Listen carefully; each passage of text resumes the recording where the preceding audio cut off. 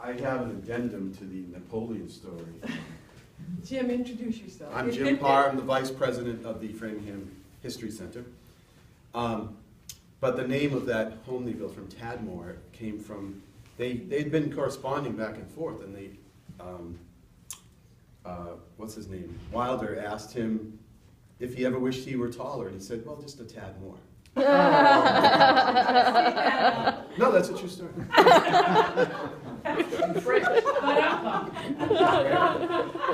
Just saying. This is my board member, Jim Parr. I'm Annie Murphy, and I'm the director of the Framingham History Center. And as I always say to people, I'm not a historian. I administer the place. I raise the money. I do a lot of things. But we have people like Jim who absolutely love history, and he's got a wonderful sense of humor. But I wanted to sort of, Jim's wanted to present the Bogie Book, which is an artifact from the Dennison Manufacturing Company. And are you all familiar with Dennison? Dennison was a huge company in Framingham, and Jim will tell you more about it. But I just remember when I started at the History Center, I was on the board 10 years ago. I started as a board member. 2 years after that, I became the executive director because the former director left. But I just remember all these people being so upset because the Dennison Manufacturing Company had been bought by Avery, which was, so now it's the Avery Dennison. You remember the little reinforcers in your, that you put in your paper so that your paper didn't tear in your notebooks? Well, that was Dennison.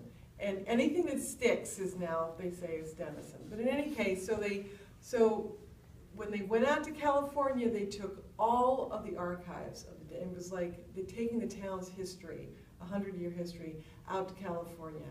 And all of these people were up in arms. They were writing. They said, oh, you know, please bring this back. This is our history. And Jim, I remember, was like trying to go to the old Dennison Manufacturing building, finding something, because we had so little in our own collection. And by happenstance, a woman who was still a facilities manager in Framingham was out in California and came across this huge warehouse of all of these. Dennison had a history room as part of its, I mean, they were a very progressive company. They had a history room. So all of these archives were sitting dusty in this old warehouse. And the woman said, what are the plans for this? And they essentially said, we might even just throw them away. And she said, no, no, no, no. These need to be shipped back to Framingham. So back to Framingham they came. And we didn't know about it at the History Center until a woman was at a backyard, you know, barbecue. And somehow she said, was telling this other woman who was a volunteer at the History Center that these archives had come back to Framingham. And this woman told us, and we immediately sent some volunteers down. And it literally, the archives would probably fill this room. And half of them went to the Baker Library at Harvard because of the business records. We couldn't handle that. But we have 3 buildings. We're stewards of 3 buildings on the town common in Framingham. So most of those records now are in the basement of the Edgell Memorial Library, which is our Civil War memorial. And that's all I will say, and I'll send it over to Jim. Thank you. So Dennison came to Framingham in 1897. They took over an old rubber manufacturing company right on Route 135 next to the railroad tracks. And they were in town for close to 100 years. And they provided jobs for generations of Framinghamites. Parents, grandparents, hundreds and hundreds of people. I teach school in Framingham, and almost every one of my colleagues who grew up in Framingham had a relative who worked for Dennison. And so Dennison had a long and rich history in town, and they, as Andy said, they made paper things. What kind of revolutionized and made their business take off was that reinforcer, because they put it on tags. These were tags that would be attached to luggage and things that were shipped around the country, and they would always come off. They were string tied. And Dennison came up with the little reinforcer so the string wouldn't break. And the company took off. And in fact, for many years, Framingham was known as Tag Town. And families would take these tags and string them and get 10 cents for, you know, 1,000 tags. Or, they also branched out into other forms of paper goods. Crepe paper was one of their big products that they sold. They had greeting cards. They made diaper liners. They made bandages. Anything you could make out of paper, and this was the best quality, and it was sold all around the world. And they had offices in South America, in London. They had shops where they would sell their goods in New York and Chicago.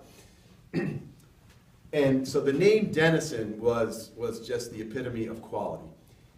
In the early 1900s, they branched out again, and they started to make holiday items, starting with Christmas. And they made Christmas decorations and stickers and seals. And it was so successful that they branched into the other holidays.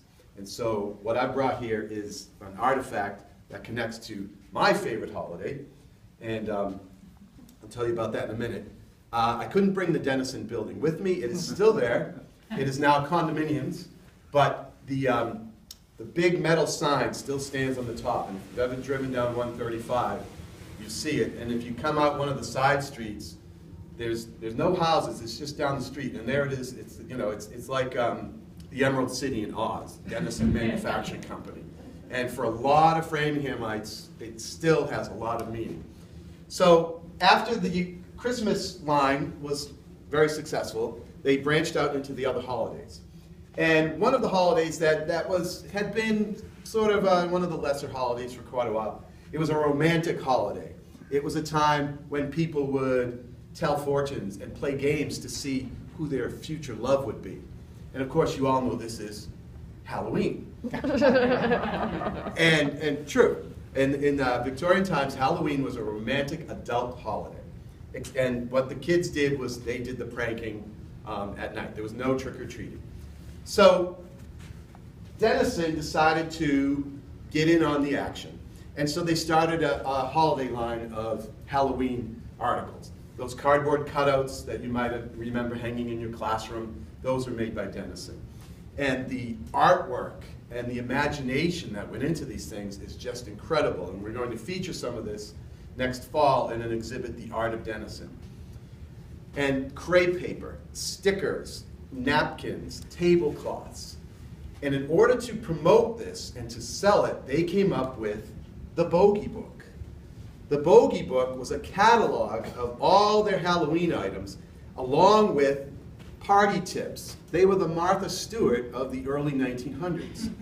So I have here 2 Bogie Books. One was from 1922, the other from 1923.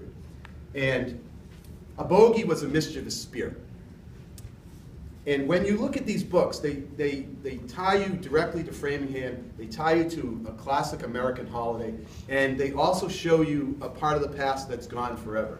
Because the way people celebrated Halloween 90 years ago is nothing like the way we celebrate it today. It was an adult holiday.